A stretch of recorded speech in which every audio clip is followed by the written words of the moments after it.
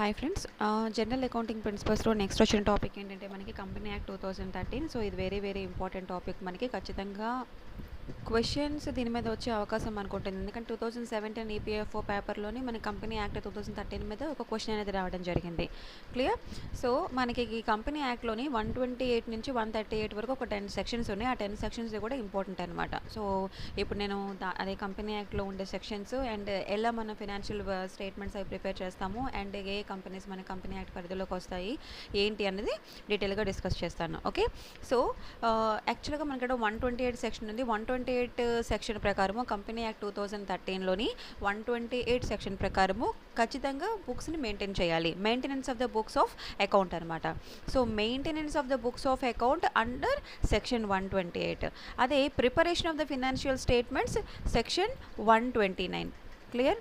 Section 129 and schedule 3లోని మనకి financial స్టేట్మెంట్స్ని prepare చేయాలి అని చెప్పేసి కంపెనీస్ యాక్ట్ 2013లో ఉంటుంది.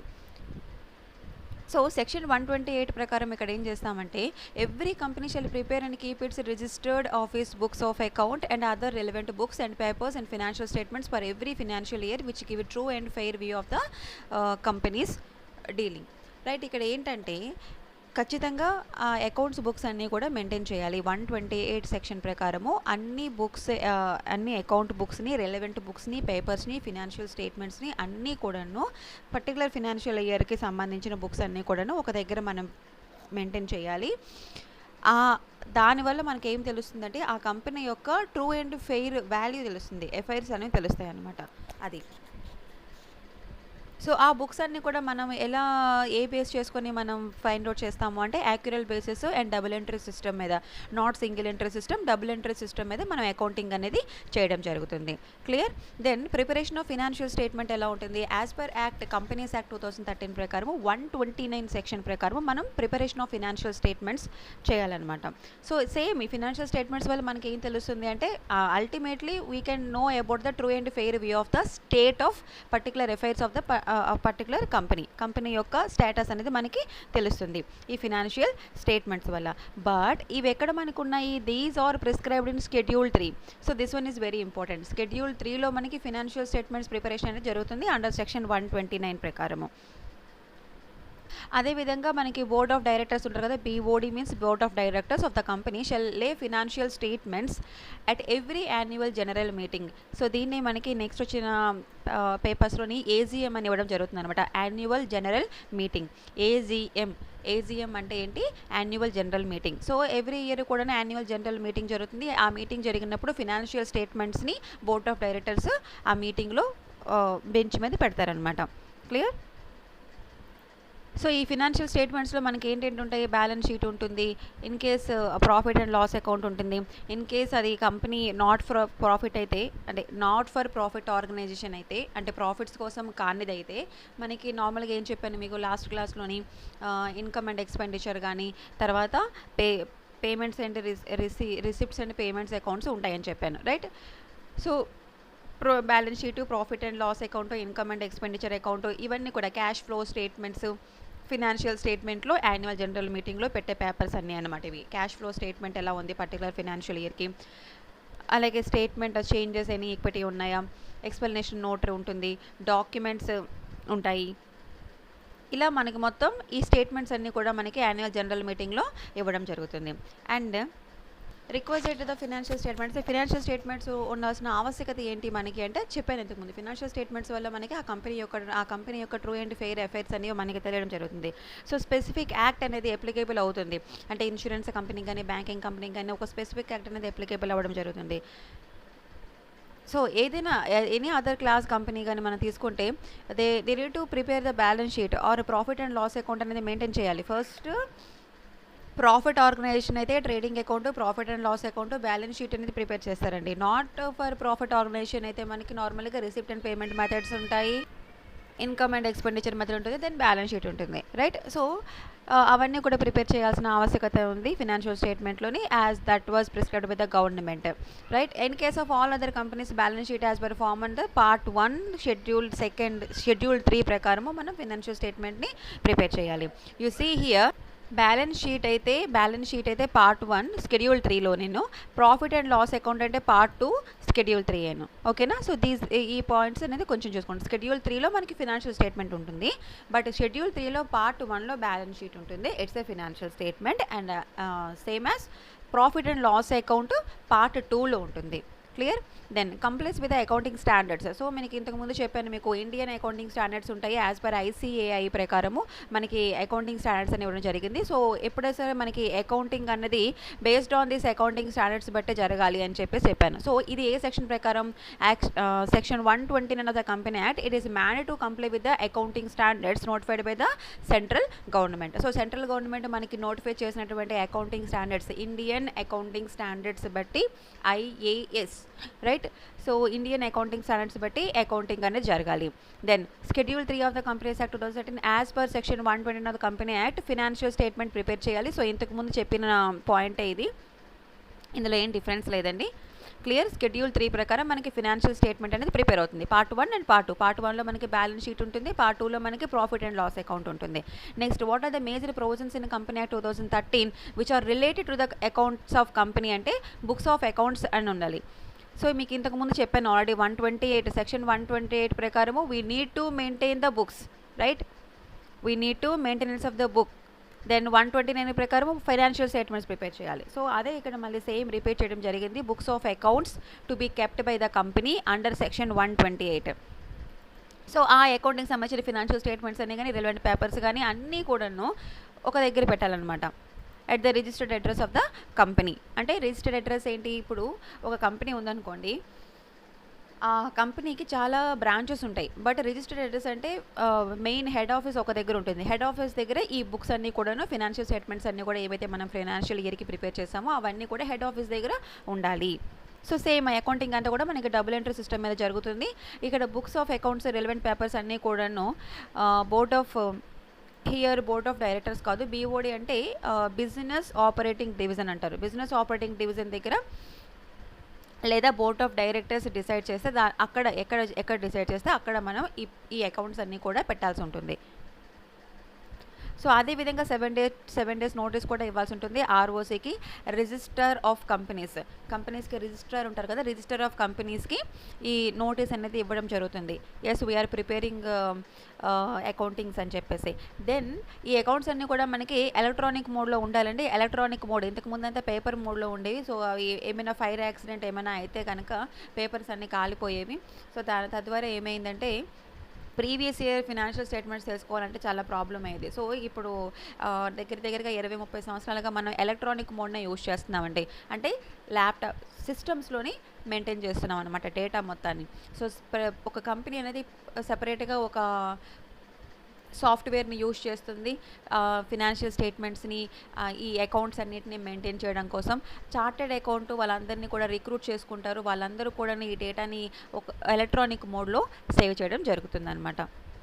అదేవిధంగా మీకు ఇంతకుముందు చెప్పాను 129 ప్రకారం ఫినాన్షియల్ స్టేట్మెంట్ ప్రిపేర్ చేయాలి. ప్రిపేర్డ్ షెడ్యూల్ 3 ప్రకారం షెడ్యూల్ 3 ఫార్మాట్లో ఉంటుంది. So as per accounting standards అయితే మనకి సెక్షన్ 133. సో ఖచ్చితంగా మనకి ఎవరు ముందు పెట్టాలండి? AGM by board of directors. So ఇక్కడ AGM అంటే ఏంటి? నాట్ అసిస్టెంట్ జనరల్ మేనేజర్ అండి. AGM అంటే అసిస్టెంట్ జనరల్ మేనేజర్ కాదు. AGM అంటే యాన్యువల్ జనరల్ మీటింగ్లో బోర్డ్ ఆఫ్ డైరెక్టర్స్ ఏం చేస్తారంటే ఫినాన్షియల్ స్టేట్మెంట్స్ని పెడతారనమాట. Clear? Then reopening of the accounts and on courts and tribunal orders. Tribunal order ప్రకారము, కోర్ట్ ఆర్డర్ ప్రకారము మనం మళ్ళీ సెక్షన్ 130 ప్రకారం. సో ఇక్కడ చూడండి, మీకు 128 నుంచి 138 వరకు సెక్షన్స్ని ఎక్స్ప్లెయిన్ చేస్తాను అనమాట. ఎందుకంటే 128 నుంచి 138 వరకు మన కంపెనీ యాక్ట్ ఇంపార్టెంట్. సో 128 దేని గురించి, 129 దేని గురించి, 130 దేని గురించి అండి? ట్రిబ్యునల్ ఆర్డర్ చేసినా, కోర్ట్ ఆర్డర్ చేసినా మళ్ళీ పాత ఫినాన్షియల్ అకౌంట్స్ని రీఓపెన్ చేసే అవకాశం ఉంటుంది. సపోజ్ కంట్రోల్ జనరల్ కనుక ఇన్కేస్ అప్లికేషన్ వచ్చింది అంటే CG దగ్గర నుంచి, ఆర్ ఇన్కమ్ ట్యాక్స్ అథారిటీ నుంచి, లేదా సెబీ దగ్గర నుంచి, లేదా రెగ్యులేటరీ బాడీ దగ్గర నుంచి, ఆర్ ఎనీ అదర్ పర్సన్ దగ్గర నుంచి మనకి కోర్టు ద్వారా మనకి రీఓపెన్ చేయండి అకౌంట్స్ని అంటే కనుక we need to open the accounts అనమాట. క్లియర్? అది మనకి సెక్షన్ 130 ప్రకారం. సో 128 ప్రకారము we need to maintain the books, account books. 129 ప్రకారము ఫినాన్షియల్ స్టేట్మెంట్ ప్రిపరేషన్. 130 ప్రకారము reopening of the accounts. Clear? ఒక దగ్గర అన్ని వరుసగా రాసుకోండి సెక్షన్స్. 131 ప్రకారము వాలంటరీ రివిజన్ కూడా చేయొచ్చు. ట్రిబ్యునల్ ఆర్డర్ ఇస్తే కాదు, voluntary revision of financial statements కూడా చేయొచ్చు బోర్డ్స్ రిపోర్ట్ బట్టి. అది సెక్షన్ 131 ప్రకారం.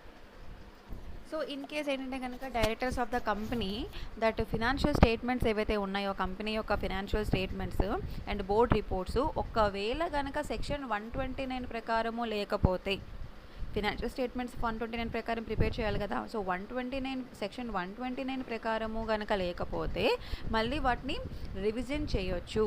బోర్డ్ ఆఫ్ డైరెక్టర్స్ అడిగితే కనుక వాటిని రివైజ్ చేయొచ్చు. సో ఈ పర్పస్ కోసం ఏంటంటే కనుక company shall make an application to the tribunal or court. Then order అనేది shall be filed with ROC, register of company దగ్గర మనకి ఆర్డర్ని ఫైల్ చేయాలి. దెన్ ట్రిబ్యునల్ అనేది నోటీస్ ఇస్తుంది సీజీకి ఆర్ ఇన్కమ్ ట్యాక్స్ అథారిటీస్కి. దెన్ ఫైల్ ఓపెన్ చేసి రివైజ్ చేయాల్సి ఉంటుంది అనమాట. Clear? That is section 131. Next, constitution of national financial reporting authority, NFRA stands for అని అడగొచ్చు. National financial reporting authority, national financial reporting authority under section 132 ప్రకారం. Clear? So ఇక్కడ CG may constitute NFRA. So who will constitute the NFRA? CG may constitute the NFRA. So ఇక్కడ ఏంటంటే కనుక NFRA national financial reporting authority ఏం చేస్తుందంటే recommendations ఇస్తుంది అనమాట సీజీకి. ఎలా మనం అకౌంటింగ్ ఫార్మేట్ చేయాలి, అకౌంటింగ్ పాలసీస్ ఏ విధంగా ఉండాలి, స్టాండర్డ్స్ ఎలా ఉండాలి, ఎలాంటి స్టాండర్డ్స్ మనం అడాప్ట్ చేసుకోవాలి కంపెనీ అన్నది, అవన్నీ కూడా రికమెండేషన్స్ ఎవరిస్తారండి? నేషనల్ ఫినాన్షియల్ రిపోర్టింగ్ అథారిటీ అనేది సీజీకి ఇస్తుంది అనమాట. క్లియర్? సో ఎన్ఎఫ్ఆర్ఏలో మనకి ఒక చైర్ పర్సన్ ఉంటారు, హ్యావింగ్ ఎక్స్పర్టైజ్ పర్సన్. ఎవరైతే అకౌంటెన్సీలోని ఆడిటింగ్లోని చాలా ఎక్స్పీరియన్స్ పర్సన్ ఉంటారో ఆ పర్సన్ చైర్ పర్సన్గా నియమించడం జరుగుతుంది. హియర్ ఎన్ఎఫ్ఆర్ఏ ఎవరు కాన్స్టిట్యూట్ చేస్తారు? సీజీ. కాబట్టి ఇక్కడ the law appointed by the CG only. And other members maximum 15 members దాకా మనకి ఉండే అవకాశం ఉంటుంది. బట్ ఒక చైర్ పర్సన్ అయితే కన్ఫర్మ్గా ఉంటారు. అదేవిధంగా ఏ పవర్స్ ఏముంటాయి ఇన్ కేస్ ఎన్ఎఫ్ఆర్ఏని కాన్స్టిట్యూట్ చేస్తే? వాళ్ళకు ఉండే పవర్స్ ఏంటి అంటే కనుక investigation professional or other misconduct done by the member of firm of CS. So chartered అకౌంట్స్లో ఎవరైనా కానీ మిస్కండక్ట్ చేసినా ఏమైనా చేసినా కూడా వాళ్ళ మీద ఇన్వెస్టిగేషన్ చేసే అధికారం అనేది ఎన్ఎఫ్ఆర్ఏకి ఉంటుంది. సో హియర్ ఇక్కడ ఎన్ఎఫ్ఆర్ఏకి హ్యావ్ ఏ ఎక్స్క్లూజివ్ జ్యూరిస్డిక్షన్ ఉండడం జరుగుతుంది అనమాట. సో సివిల్ కోర్టుకు ఉన్నటువంటి కొన్ని పవర్స్ అనేవి ఉండడం జరుగుతుంది. So here have the same powers as vested with the civil court and code of civil procedures 1908. And individual మీద పెనాల్టీ వేసే అధికారం కూడా వాళ్ళకు ఉంటుంది.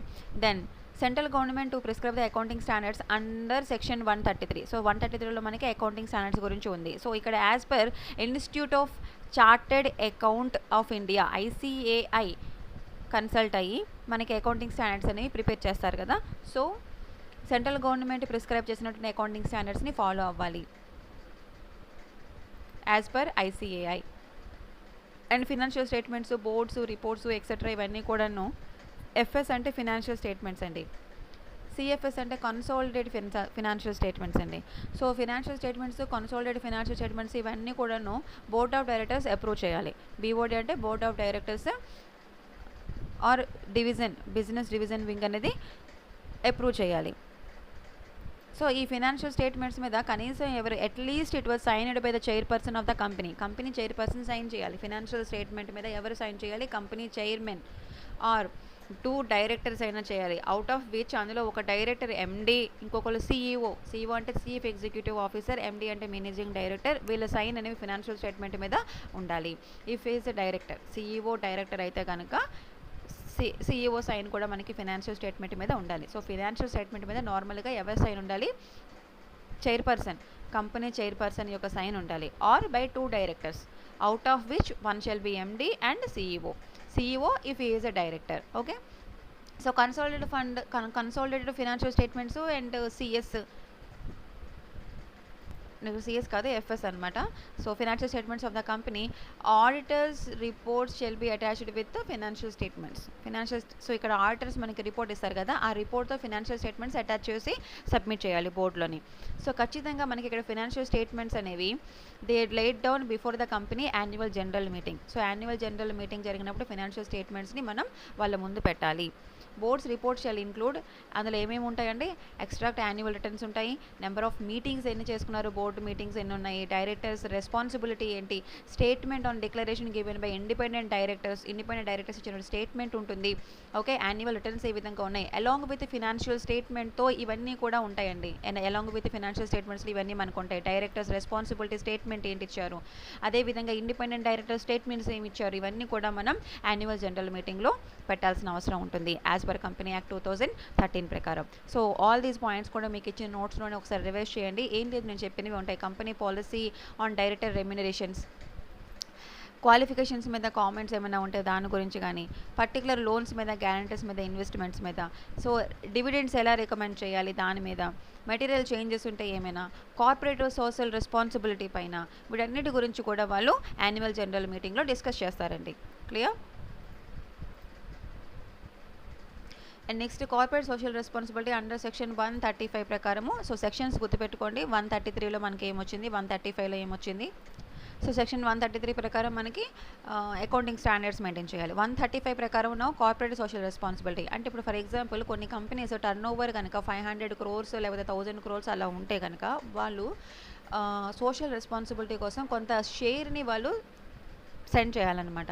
అది ప్రిస్క్రైబ్డ్ గవర్నమెంట్ కన్నా కావచ్చు, లేదా ఏదైనా ఒక ఆర్గనైజేషన్కో ఎన్జిఓకో వాళ్ళు ఇవ్వాలన్నమాట. అది వాళ్ళ యొక్క రెస్పాన్సిబిలిటీ. దాన్ని కార్పొరేట్ సోషల్ రెస్పాన్సిబిలిటీ అంటారు. అంటే అది ఎడ్యుకేషన్ కోసం అవ్వచ్చు, హెల్త్ కోసం అవ్వచ్చు, ఆర్ఫన్స్ కోసం కావచ్చు, లేదా బడుగు వర్గాల వాళ్ళని ముందుకు తీసుకురావడం కోసం అవ్వచ్చు, ఉమెన్ ఎంపవర్మెంట్ కోసం కావచ్చు. సో దేనికోసమైనా సరే వాళ్ళ యొక్క రెస్పాన్సిబిలిటీ అనమాట. కొంత షేర్ని వాళ్ళకు వచ్చిన ప్రాఫిట్స్లోంచి యూటిలైజ్ చేయాలి. That is social responsibility. అదేవిధంగా right of the members to copy of the auditing financial statements. So financial statements యొక్క కాపీస్ని ఉంచుకునే అధికారం ఉంటుంది మెంబర్స్కి అండర్ సెక్షన్ 136 ప్రకారం.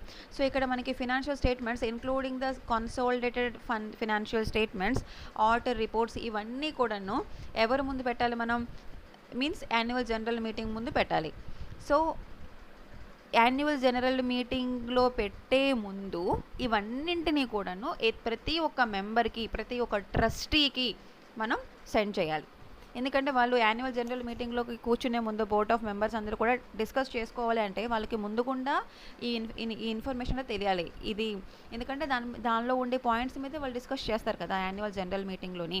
కాబట్టి ఫినాన్షియల్ స్టేట్మెంట్స్ కానీ, కన్సాలిడేటెడ్ ఫినాన్షియల్ స్టేట్మెంట్ కానీ, లేకపోతే ఆడిటింగ్ రిపోర్ట్ కానీ ఇవన్నీ కూడాను యాన్యువల్ జనరల్ మీటింగ్ అవ్వకముందు, అంటే పెట్టే ముందు, యాన్యువల్ జనరల్ మీటింగ్లో పెట్టే ముందు ఆ మెంబర్స్కి, కంపెనీ యొక్క మెంబర్స్కి, బోర్డ్ ఆఫ్ డైరెక్టర్కి, ట్రస్టీస్కి అందరికీ కూడాను ఎవరికైతే రిక్వైర్డ్ పర్సన్స్ ఉన్నారో వాళ్ళందరికీ కూడా సెండ్ చేసే బాధ్యత ఉంటుంది at least before 21 days of annual general meeting. So annual general meeting 21 daysలో కండక్ట్ చేస్తున్నాము సో అని అంటే కనుక 21 days బిఫోర్ మనం వీళ్ళందరికీ కూడాను ఇవ్వాల్సిన ఆవశ్యకత ఉంది అండర్ సెక్షన్ 136 ప్రకారం.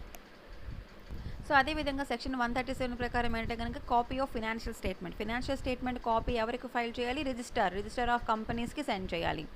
ఎప్పుడు 30 days from the date of annual general meeting. So annual general meeting అయిపోయిన తర్వాత వితిన్ 30 daysలోనే మనకి రిజిస్టర్ దగ్గర ఫైల్ చేయాలి financial statements. Next auditor section 138 ప్రకారము ఇంటర్నల్ ఆడిటింగ్ చేసే అవకాశం కూడా ఉంటుందన్నమాట. అంటే చేసుకోవచ్చు. ఆడిటింగ్ అంటే ఏంటంటే సెక్షన్ 138లో మనకి కంపెనీస్ ప్రిస్క్రైబ్ చేస్తే కనుక they can be required to appoint the internal auditor. ఇక్కడ ఏదైనా చార్టెడ్ అకౌంట్ కావచ్చు, కాస్ట్ అకౌంటెంట్ కావచ్చు, లేకపోతే ఎవరైనా ప్రొఫెషనల్ కావచ్చు, ఆడిటింగ్ చేయొచ్చు అనమాట. దాన్ని ఇంటర్నల్ ఆడిటింగ్ అంటారు, right? So this is about companies act 2013 అండి. సో మనకి ఇక్కడ 128 నుంచి 138 వరకు కూడాను ఇంపార్టెంట్ సెక్షన్స్ ఉన్నాయి. అవన్నీ ఒక దగ్గర రాసుకొని సైడ్కి దాని యొక్క ఇది రాసుకోండి. అంటే మెయింటెనెన్స్ ఆఫ్ బుక్సా, లేకపోతే ఫినాన్షియల్ స్టేట్మెంట్స్ ప్రిపరేషనా, లేకపోతే అకౌంటింగ్ స్టాండర్డ్స్ మెయింటైన్ చేయడమా, ఎన్ఎఫ్ఆర్ఏ ప్రిపరేషన్ చేయడమా, కార్పొరేట్ సోషల్ రెస్పాన్సిబిలిటీయా, ఏంటి ఏ సెక్షన్కి ఏంటి అన్నది ఒకసారి క్లియర్గా చూసుకోండి. చూడండి మనకి 2017 ఈపీఎఫ్ఓ పేపర్లోని క్లియర్గా డైరెక్ట్ క్వశ్చన్ వచ్చింది. అండర్ విచ్ షెడ్యూల్ 69 క్వశ్చన్ చూడండి. Under which schedule of the company act 2013 the format of financial statements are prescribed. Financial statements prepare చేసేది ఏ షెడ్యూల్లోనండి? షెడ్యూల్ 3లోని.